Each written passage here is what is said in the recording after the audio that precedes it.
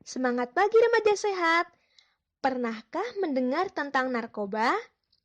Ternyata, narkoba bukan singkatan dari nasi rames kopi bakwan ataupun narik kolor babe, melainkan narkotika, psikotropika, dan bahan adiktif lainnya yang jika diminum, dihirup, maupun disuntikan pada penggunanya, baik itu dari tumbuhan ataupun bukan, sintetis ataupun semi-sintetis, bisa menyebabkan efek ketergantungan.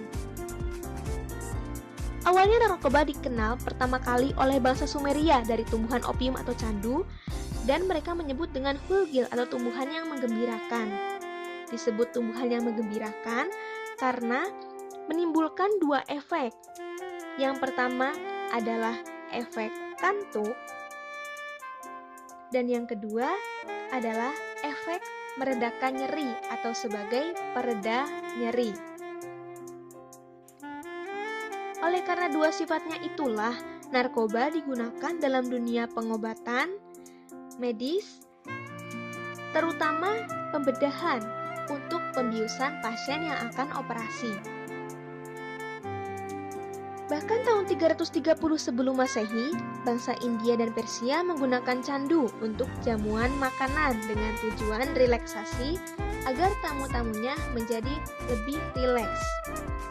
Namun sayangnya narkoba saat ini banyak disalahgunakan, terutama di kalangan remaja.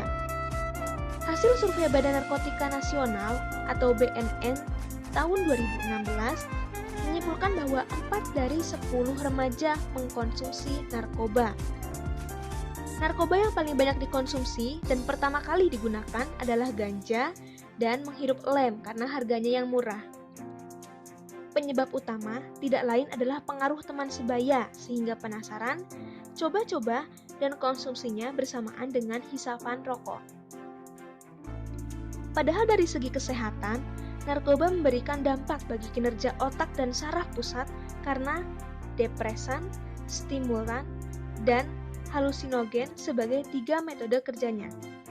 Sebagai depresan, contohnya putau, narkoba menekan sistem saraf pusat dan mengurangi aktivitas sistem fungsional tubuh sehingga pengguna mudah mengantuk. Oleh karena itulah, pengemudi kendaraan jika mengkonsumsi bahan ini bisa menyebabkan kecelakaan.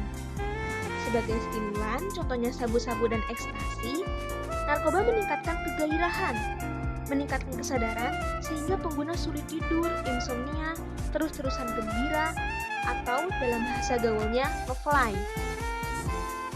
Terakhir, sebagai halusinogen, contohnya ganja, narkoba menyebabkan khayalan, rasa bingung, linglung, bahkan bisa mengakibatkan bunuh diri karena halusinasinya.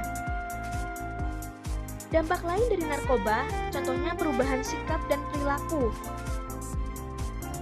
Menjadi lebih arogan, emosional, dan temperamental. Sedangkan dampak ekonomi tentunya menghabiskan banyak uang. Kabarnya, harga narkoba bisa mencapai ratusan ribu bahkan jutaan rupiah.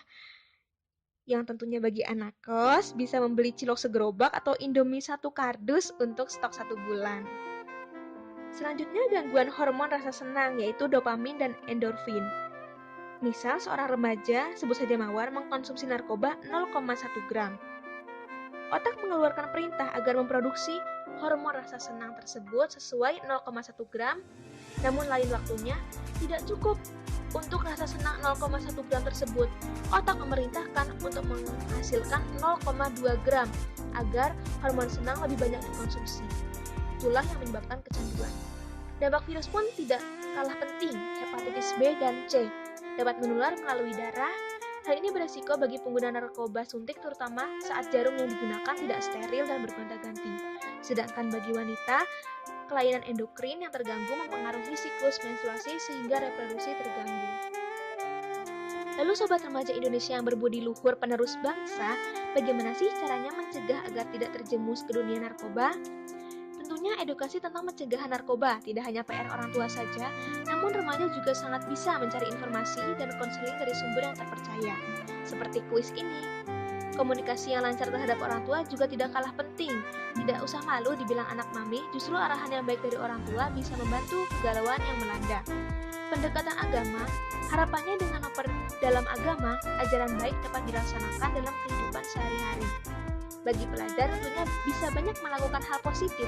Selagi masih muda, bagi yang hobi banget belajar nih, boleh nih pergi ke perpustakaan, membaca satu rak buku sehari, atau bagi yang hobi bermusik, sangat bagus untuk melampiaskan emosi agar tidak galau. Yang suka olahraga bisa nih jadi kapten basket, siapa tahu banyak cewek yang terpesona. Nah, tentunya jangan sia-siakan masa muda dan duit masa muda hanya untuk rokok dan narkoba. Dekatkan kepada si dia sang pencipta, dia orang tua kita, dia si dia beneran, atau dia siapapun versi masing-masing.